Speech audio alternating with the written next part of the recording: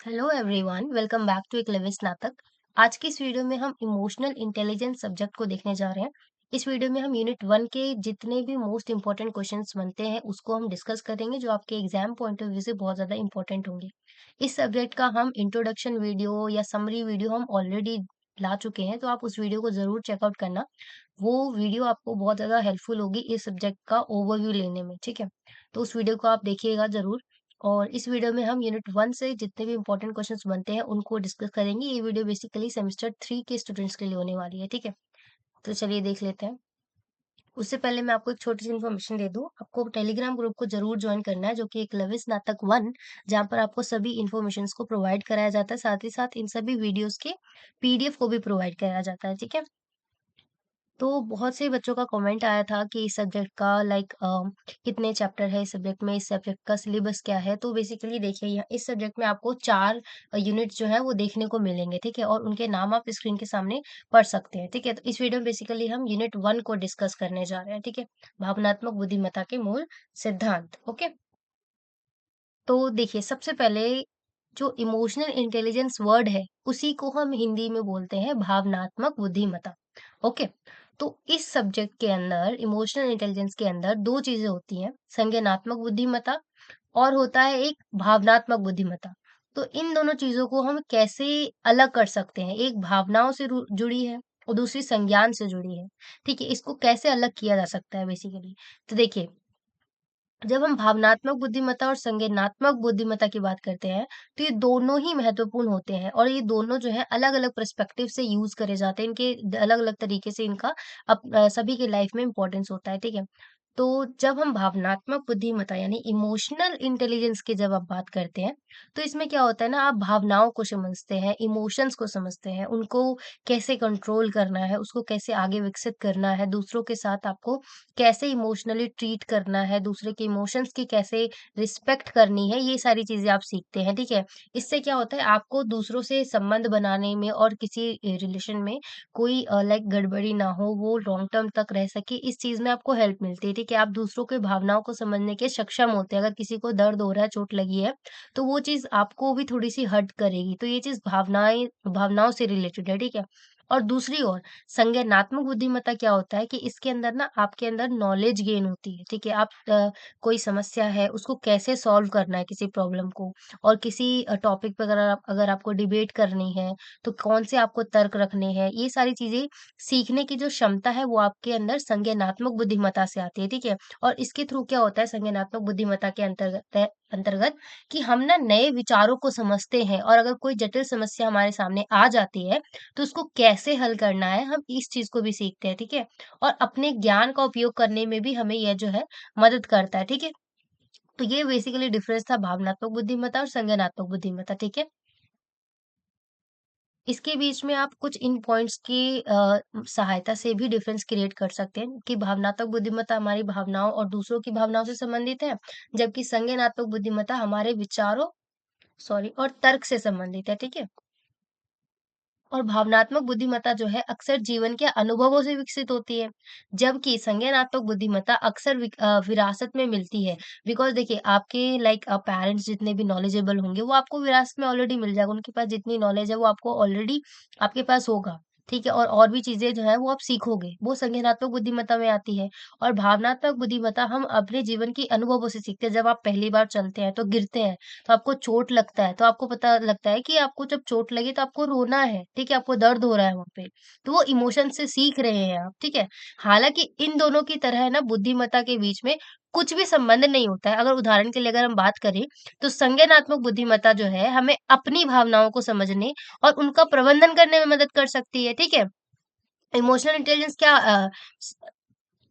ठीक है, तो इमोशनल इंटेलिजेंस में क्या होता है, आप अपनी भावनाओं को समझते हैं, ठीक है? और सीखते हैं अपनी भावनाओं और दूसरों की भावनाओं के बारे में, ठीक है? और संज्ञानात्मक बुद्धिमत्ता जो है आपको हेल्प करती है उन भावनाओं का प्रबंधन करने के लिए, कंट्रोल करने के लिए, ठीक है? मतलब आपके माइंड के अंदर जितना नॉलेज है, जितनी टेक्निक्स है, उसके थ्रू ही तो आप अपने भावनाओं को कंट्रोल करते हैं, राइट? इसके अलावा अगर हम बात करें, तो भावनात्मक बुद्धिमत्ता जो है हमें नई चीज़ों को सीखने और समस्याओं को हल करने के में भी मदद कर सकती है। इमोशनल और किसी भी भी प्रॉब्लम को सॉल्व करने में ना दोनों चीज़ें उपयोग होती है, चाहे वो आपकी संज्ञानात्मक बुद्धिमत्ता हो या भावनात्मक बुद्धिमत्ता हो, ठीक है? सामान्य तौर पर जब हम बात करते हैं तो भावनात्मक बुद्धिमत्ता और संज्ञानात्मक बुद्धिमत्ता जो है, दोनों में ही सफलता के लिए महत्वपूर्ण है। अगर आपको किसी भी प्रॉब्लम को सॉल्व करना है या आपकी लाइफ की ही क्यों ना बात हो, इन दोनों की आवश्यकता बहुत ही अति महत्वपूर्ण हो जाती है, ठीक है? हालाँकि वे अलग-अलग चीज़ें हैं और अलग-अलग तरीकों से उनको उनको विकसित किया जाता है, ठीक है? परंतु आपके जीवन के लिए दोनों ही चीज़ें बहुत इम्पोर्टेंट है, ठीक है? तो स्क्रीन पॉज़ करके आप इसको लाइन बाय लाइन ज़रूर पढ़िएगा, जिससे आपको ईज़ी होगा समझने में चीज़ों को, ठीक है? तो नेक्स्ट क्वेश्चन में हमें देखना है क्षमता, गुण और मिश्रित मॉडल के बीच में प्राथमिक अंतर, प्राइमरी डिफरेंस क्या है इन सभी के बीच में, ये बताना है हमें, ठीक है? तो देखिए, जब हमने वन शॉट वाली वीडियो देखी थी, तो उसमें ना इंट्रोडक्शन वाली बेसिकली, तो उसमें हमने देखा था कि इसके इमोशनल इंटेलिजेंस के कुछ मॉडल होते हैं, ठीक है? उन्हीं मॉडल्स को हम यहाँ पे डिटेल में डिस्कस करेंगे और इसका जो है एग्जाम में क्वेश्चन बनने के बहुत ज़्यादा इंपॉर्टेंट है, चांसेस है, ठीक है? तो आप इसको ज़रूर पढ़ना। देखिए, जब हम क्षमता मॉडल की बात करते हैं, तो इसमें क्या होता है कि ये तीनों जो हैं बेसिकली क्षमता, गुण और मिश्रित मॉडल, ये तीनों जो है एक भावनात्मक बुद्धिमत्ता यानी इमोशनल इंटेलिजेंस को वर्णन करने के लिए प्रमुख 3 मॉडल माने जाते हैं, ठीक है? और इन मॉडलों के बीच में डिफरेंस को हम अब देखते हैं, ठीक है? क्षमता मॉडल की जब हम बात करते हैं, तो भावनात्मक बुद्धिमत्ता को एक संज्ञानात्मक क्षमता के रूप में देखा जाता है। हमने पिछले स्लाइड में भी देखा कि कैसे संज्ञानात्मक और भावनात्मक बुद्धिमत्ता होती है, उनके बीच में क्षमता देखा जाता है भावनात्मक बुद्धिमत्ता को, ठीक है? और उसी तरीके से 4 बुनियादी निर्माण खंड पर केंद्रित होते हैं। यहाँ पे 3 मॉडल और 4 निर्माण बुनियादी खंड होते हैं, जिसको हम आगे डिस्कस भी करेंगे, ठीक है? और इसमें क्या होता है, भावनाओं को पहचानना और समझना होता है, जब हम क्षमता मॉडल की बात करते हैं। और भावनाओं को नियंत्रित करना और प्रतिबंधित करना। और भावनाओं का उपयोग दूसरों को समझाने और प्रभाव डालने के लिए भी किया जाता है कि मतलब दूसरों को आप समझ पाते हैं कि नहीं, ठीक है? क्षमता मॉडल में बेसिकली आपकी क्षमता को देखा जाता है, ठीक है? तो भावनाओं को रचनात्मक रूप से उपयोग करना, इस मॉडल के अनुसार भावनात्मक बुद्धिमत्ता एक व्यक्ति की जन्मजात क्षमता होती है, जिसे प्रशिक्षण या अनुभव के माध्यम से विकसित किया जा सकता है, या तो प्रशिक्षण या फिर अनुभव के माध्यम से विकसित किया था। वो क्षमता तो आपके अंदर जन्मजात होती है, परंतु उसको आगे विकसित किया जा सकता है, ठीक है? और दूसरी तरफ जब हम गुण मॉडल की बात करते हैं, तो इसमें क्या होता है कि व्यक्तिगत लक्षणों को एक सेट के रूप में देखता है, ठीक है? और इसमें 5 बुनियादी निर्माण खंड होते हैं, जैसे कि स्वयं जागरूकता, स्वयं का प्रबंधन करना, सामाजिक जागरूकता, संबंध प्रबंधन और नैतिकता, ठीक है? और इस मॉडल के अनुसार भावनात्मक बुद्धिमत्ता जो है एक व्यक्ति के व्यक्तिगत का हिस्सा है, जिसे प्रशिक्षण या अनुभव के माध्यम से भी विकसित किया जाता है। यहाँ पे हमने देखा दोनों को ही विकसित किया जा सकता है, उस समय उसमें क्या होता है, जन्मजात होता है। परंतु गुण मॉडल में क्या है, व्यक्ति के व्यक्तिगत का एक हिस्सा होता है, पर्सनल चीज़ होती है, ठीक है? और मिश्रित मॉडल में जब हम बात करते हैं, तो आपके नाम से ही पता चल रहा होगा कि क्षमता और गुण मॉडल दोनों के तत्वों को जब मिला दिया जाता है, शामिल कर दिया जाता है, तो उस मॉडल को बेसिकली मिश्रित मॉडल कहा गया है, ठीक है? एक व्यक्ति की भावनात्मक बुद्धिमत्ता को उसकी क्षमताओं और व्यक्तित्व लक्षणों के संयोजन के रूप में देखा जाता है कि मतलब आपकी क्षमता क्या है बेसिकली और आपकी पर्सनालिटी के अनुसार आपके अंदर कौन से लक्षण है, जब इन दोनों का संयोजन किया जाता है, तब वो जो है उस मॉडल को हम मिश्रित मॉडल कहते हैं, ठीक है? और इस मॉडल के अनुसार भावनात्मक बुद्धिमत्ता यानी इमोशनल इंटेलिजेंस एक व्यक्ति की जन्मजात क्षमता और अनुभवों दोनों के संयोजन से प्रभावित होती है। दोनों के संयोजन जब होगा तो उससे ये चीज़ प्रभावित होती है, ठीक है? सारांश अगर हम इस क्वेश्चन का देखें, तो क्षमता, गुण और मिश्रित मॉडल भावनात्मक बुद्धिमत्ता के विभिन्न पहलुओं पर ध्यान केंद्रित करते हैं। ठीक है, क्षमता मॉडल जो है भावनात्मक बुद्धिमत्ता को एक संज्ञानात्मक क्षमता के रूप में देखती है ना? क्षमता मॉडल में हमने पढ़ा था कि क्षमता मॉडल इमोशनल इंटेलिजेंस को संज्ञानात्मक क्षमता के रूप में देखती है, ठीक है? और जबकि गुण मॉडल जो है इसे व्यक्तित्व लक्षणों के एक सेट के रूप में देखती है और मिश्रित मॉडल जो है दोनों के तत्वों को शामिल करता है। ओके? सो इन मॉडलों में से कौन-सा सबसे अच्छा है, यह इस बात पर निर्भर करता है कि आप भावनात्मक बुद्धिमत्ता को कैसे परिभाषित कर रहे हैं, ठीक है? यदि आप इसे एक संज्ञानात्मक क्षमता के रूप में देखते हैं, तो ऑब्वियसली ये क्षमता मॉडल पर सबसे उपयुक्त होगा, ठीक है? और अगर अ, गुणों एक व्यक्तित्व लक्षण के जो पर्सनैलिटी है उसके एक सेट के रूप में देख रहे हैं, तो वो गुण मॉडल पे आधारित होगा, ठीक है? तो यदि आप इसे व्यक्तित्व लक्षणों के रूप में देखते हैं, तो एक गुण मॉडल में होगा और यदि आप इसे दोनों के संयोजन के रूप में देख रहे हैं, तो मिश्रित मॉडल, ठीक है? तो बेसिकली इमोशनल इंटेलिजेंस को आप किस तरीके से परिभाषित कर रहे हैं, उस चीज़ पे आधारित है कि ये इमोशनल इंटेलिजेंस का कौन-सा मॉडल है, ठीक है? आई होप कि आपको ये क्वेश्चन अच्छे से क्लियर हो गया होगा। नेक्स्ट हम देखते हैं भावनात्मक बुद्धिमत्ता के मूल सिद्धांत। ईआई के मूल सिद्धांत क्या है, ठीक है?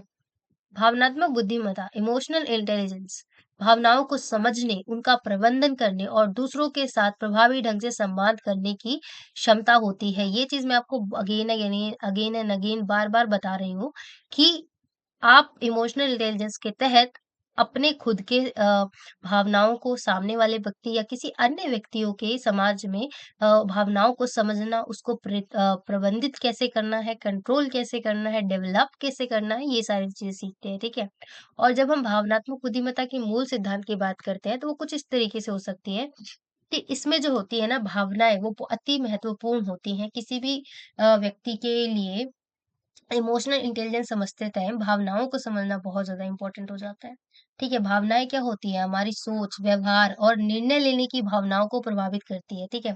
पहचानना और समझना महत्वपूर्ण होता है। जब किसी आप भावनाओं को समझते हैं, तो उसको पहचानना और समझना, दोनों ही चीज़ें अपने आप में इम्पोर्टेंट हो जाती हैं। जब हम अपनी भावनाओं को पहचान लेते हैं और समझ सकते हैं, तो उनका प्रबंधन करने के लिए और उनके प्रभाव को कम करने में बेहतर होता है। सॉरी फॉर एग्जांपल क्या होता है ना कई बारी आप इमोशनली कंट्रोल नहीं कर पाते अपने आप को बहुत ज्यादा आप टूट जाते एक तरीके से तो उस समय क्या होता है जब आपका ईआई का ज्ञान होता है आपके अंदर इमोशनल इंटेलिजेंस होता है आपके अंदर तो उस समय चाहे सिचुएशन कैसी भी हो आप ना अपने आप को कंट्रोल कर लेते हैं ठीक है अपने इमोशंस को कंट्रोल कर सकते हैं इसके सिद्धांत के अनुसार हमें ना भावनाओं को निर्देशित करने में सक्षम होना चाहिए और भावनाओं का उपयोग करने और दूसरों को समझने और उन पर अपने इमोशंस का भी प्रभाव डालने के लिए सक्षम होना चाहिए ये महत्वपूर्ण होता है इसमें ठीक है और जब हम दूसरों की भावनाओं को समझ सकते हैं तो हम उनके साथ अधिक प्रभावी ढंग से संवाद कर सकते हैं बातचीत कर सकते हैं और उनसे संबंध बना सकते हैं तो ये बेसिकली भावनात्मक बुद्धिमत्ता का सिद्धांत है मूल सिद्धांत कि आपको खुद के साथ-साथ दूसरे व्यक्ति का भी इमोशंस को समझना है, जिसके थ्रू ही आप लोगों से अच्छे से संवाद कर पाएँगे, अपनी समाज में जगह बनाएँगे, ठीक है? नेक्स्ट हम क्वेश्चन देखते हैं, भावनात्मक बुद्धिमत्ता के 4 मुख्य घटक क्या हैं? देखिए, इसके बेसिकली 4 मुख्य घटक हैं जो आपसे एग्ज़ाम में बार-बार पूछा जा सकता है। इसके तो 100% चांसेज़ है, ये क्वेश्चन बनने के, ठीक है? भले ही आप इस सब्जेक्ट का एग्ज़ाम जो है इस सब्जेक्ट को पहली बार पढ़ रहे हो, पर इसमें से आप जितने भी क्वेश्चन देख रहे हैं ना, ये बहुत इम्पोर्टेंट है और इन सभी क्वेश्चन्स को आपको ज़रूर पढ़ना है और हो सके तो इन सभी को अपना की पॉइंट बनाकर आपको खुद के भी आंसर्स जो है तैयार करने हैं एग्ज़ाम के लिए, तभी आपको बहुत अच्छे नंबर देखने को मिल सकते हैं, ठीक है? तो इमोशनल इंटेलिजेंस के 4 मुख्य घटक क्या है? पहला हमारा होता है आत्म जागरूकता, सेल्फ अवेयरनेस जिसके बारे में आपने बहुत सुना होगा कि आपको खुद की अवेयरनेस होनी चाहिए, आपकी कमज़ोरियाँ क्या हैं, ताकत क्या है और आपके खुद के इमोशंस क्या हैं। क्या आप बहुत ज़्यादा रो जाते हैं बहुत जल्दी या बहुत ही हँसमुख तरीके के इंसान हैं, ठीक है? आत्म प्रबंधन कि अपनी भावनाओं और व्यवहार को प्रभावी ढंग से प्रबंधित कर पाना, कंट्रोल कर पाना और साथ ही साथ उनको एक तरीके से एक सिस्टम के तरीके से फॉलो कर पाना, ठीक है? अपने आप को प्रबंधन कर पाएँ आप, ठीक है? सामाजिक जागरूकता, दूसरों की भावनाओं को भी समझना और उनकी ज़रूरतों को भी समझना, ठीक है? ये भी एक मुख्य घटक हो जाता है ईआई का। और संबंध प्रबंधन मतलब प्रभावी संबंध बनाने और बनाए रखने की क्षमता होनी चाहिए, ठीक है? ऐसा नहीं कि आपके अंदर इमोशनल इंटेलिजेंस के अंदर बेसिकली बात ये आती है कि केवल रिश्ता बनाने से नहीं होता है, ठीक है? उसको बना के रखना भी इम्पोर्टेंट होता है, भले ही वो आपके माता-पिता के साथ हो, आपके फ्रेंड्स के साथ हो, किसी के साथ भी हो, ठीक है? तो बेसिकली किसी भी रिलेशन को बनाना और उसको बनाए रखना, ये दोनों ही क्षमता आपके अंदर होनी चाहिए, तभी आप इमोशनली इंटेलिजेंट कहलाओगे, ओके? जैसे आईक्यू लेवल बहुत इम्पोर्टेंट होता है ना, वैसे ईआई भी हमारा बहुत इम्पोर्टेंट होता है, ठीक है? और इसी का नेक्स्ट पॉइंट आप देख सकते हैं कि भावनात्मक बुद्धिमत्ता की प्रकृति को निम्नलिखित बिंदुओं से समझा जा सकता है। ये भी क्वेश्चन पूछा जा सकता है या तो आपको इसी क्वेश्चन में दे दिया जाएगा या अलग से भी पूछा जा सकता है कि इसकी प्रकृति क्या है? बेसिकली ये जो है संज्ञानात्मक कौशल है एक तरीके का जिसका अर्थ होता है कि सीखा भी जा सकता है और इसको विकसित भी किया जा सकता है। और यह जो है जन्मजात क्षमता नहीं होती, इसको आगे चलकर विकसित ही करते हैं। हम लाइफ में जैसे-जैसे आगे बढ़ते हैं, हम इमोशनली चीज़ों को सीखते हैं, उनको डेवलप कर रहे होते हैं, है ना? और भावनात्मक बुद्धिमत्ता जो है व्यक्तिगत और व्यावसायिक सफलता के लिए महत्वपूर्ण होता है, ठीक है? और यह जो है हमें अपने लक्ष्यों को प्राप्त करने और प्रभावी ढंग से संवाद करने और दूसरों के साथ संबंध बनाने में मदद करता है। फॉर एग्जाम्पल अगर आप किसी क्वांटिटेटिव एग्जाम को देने की तैयारी कर रहे हैं और पहली बार आपने फेलियर को सामना किया, तो उस टाइम क्या करते हैं? आप अपनी भावनाओं को कंट्रोल करते हैं, कोई बात नहीं, अपने आप को चीयर अप करते हैं कि कोई बात नहीं, नेक्स्ट टाइम होगा। ठीक है? तो ये चीज़ें क्या है? आप अपने एक्सपीरियंसेस से तो सीख रहे हैं ना, है ना? और भावनात्मक बुद्धिमत्ता जो है एक जटिल कौशल भी होता है, जो कई घटकों में शामिल करता है। यह केवल भावनाओं को समझने और प्रतिबंधित करने की क्षमता से भी आगे अधिक होता है, ठीक है? नेक्स्ट देखते हैं हम क्षमता मॉडल के अनुसार भावनात्मक बुद्धिमत्ता के घटक क्या है। अभी जो हमने पिछले स्लाइड में देखा ना, उसी को आप अगर यहाँ पे लिख देंगे अपने वर्ड्स में, तो आपको ये आंसर कंप्लीट हो जाएगा, ठीक है? इसके अनुसार क्या है कि मानसिक क्षमताएं जितनी भी होती है उसको एक समूह के रूप में परिभाषित किया जाता है। इस मॉडल के अनुसार इमोशनल इंटेलिजेंस के 4 मुख्य घटक होते हैं। आत्म जागरूकता, आत्म नियमन, प्रेरणा, अपने लक्ष्य को प्राप्त करने के लिए प्रेरित रहने की क्षमता, है ना? जैसा कि मैंने अभी एक एग्जांपल दिया आपको। सामाजिक कौशल, दूसरों के साथ प्रभावी ढंग से संवाद करने और संबंध बनाने की क्षमता, ये सब सारी चीज़ें हम डिस्कस कर चुके हैं। वीडियो पॉज़ करके आप पढ़ लीजिएगा लाइन बाय लाइन, ठीक है? तो आई होप कि हमने यहाँ पे जितने भी क्वेश्चन देखे, आपको सभी क्लियर हुए होंगे और आपको ये वीडियो हेल्पफुल भी लगी होगी। तो चलिए मिलते हैं इसी के साथ नेक्स्ट वीडियो में, और अगर आपको ये वीडियो पसंद आई है तो do like, share and subscribe, and thanks for watching.